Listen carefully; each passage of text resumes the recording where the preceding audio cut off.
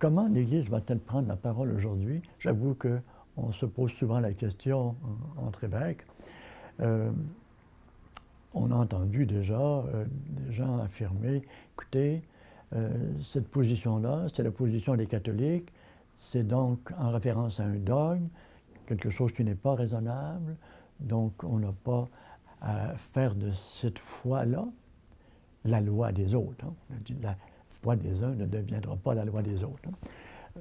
Par ailleurs, quand l'Assemblée des évêques s'est présentée à la commission, elle a commencé, dans son mémoire, par dire qu'on souhaitait participer au débat, hein, parce que c'est un débat qui concerne tous les Québécois et Québécoises, qu'on souhaitait le faire d'abord en écoutant aussi les autres points de vue.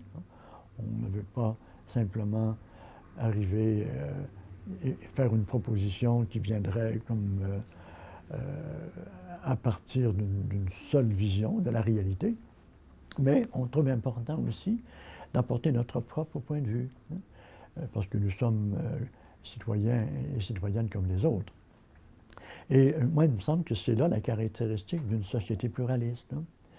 Une société pluraliste doit avoir, je pense, comme vertu spécifique, je m'avance peut-être beaucoup en disant ça de cette manière-là, le dialogue.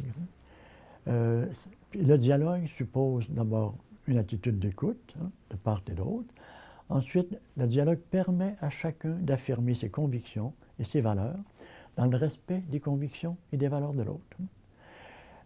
Une société pluraliste ne cherchera pas à réduire au silence une minorité, ni non plus réduire une majorité au silence.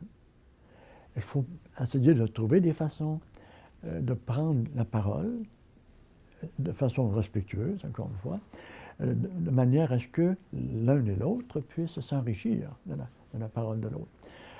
Moi, j'ai vécu cela, entre autres, à travers de l'écuménisme avec des évêques de l'Église anglicane et aussi des théologiens et pasteurs de l'Église unie.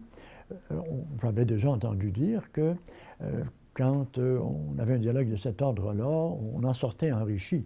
C'est peut-être une conviction qui demeurait pour moi un petit peu abstraite, là, mais je l'ai vu concrètement dans ma propre expérience personnelle. J'ai appris des choses sur ma foi en dialoguant avec l'Église unie en particulier, qui est passablement loin de nous sur certains points de doctrine ou de morale. Alors, il faut croire que dans notre société, un dialogue comme celui-là est possible. Et parfois, le dialogue va amener à trouver une solution qui va être un peu plus petit commun dénominateur. Mais ce n'est pas ça qu'on cherche d'abord. Je dis ça en pensant au président Obama, quand il a reçu le doctorat honorifique à l'Université Notre-Dame. L'évêque du lieu et d'autres évêques n'ont pas voulu être présents. Et lui a dit, bon, face à cette question de l'avortement, hein, qui demeure une question qui déchire encore les États-Unis, je crois qu'il faut dire les choses de cette manière, dit, Obama dit, je ne me ferai pas le propagateur de l'avortement. Par ailleurs, dans une société pluraliste, il faut tenir compte d'un groupe très important de personnes, hein, qui souhaitent avoir la possibilité de l'avortement. Et sa position était de dire, est-ce qu'on ne peut pas avoir un terrain commun qui serait le suivant, de trouver toutes sortes de manières de faire qui vont amener les femmes à aller moins à l'avortement. Est-ce qu'on ne peut pas créer des situations au plan social, que ce soit à l'échelle du travail, du logement, de la vie familiale, de la vie conjugale, du bien-être social et des choses comme ça, comme celle-là, qui vont permettre d'accueillir plus facilement la vie. Et comment accueillir la vie, c'est vrai pour l'avortement, mais c'est vrai aussi pour la fin de la vie. Et moi, ce qui me frappe beaucoup, lorsqu'on parle de soins palliatifs, on va toujours dire aux gens, écoutez, vous êtes vivants jusqu'à la fin. Hein?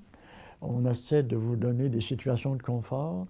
Qu'est-ce qui va vous permettre de bien vivre jusqu'à la fin? C'est fort intéressant, plutôt que de penser, de dire, bon, ben, la mort s'en vient, puis vous devrez avoir telle difficulté supplémentaire à surmonter. Hein? Alors, vive la vie jusqu'à la fin de la vie.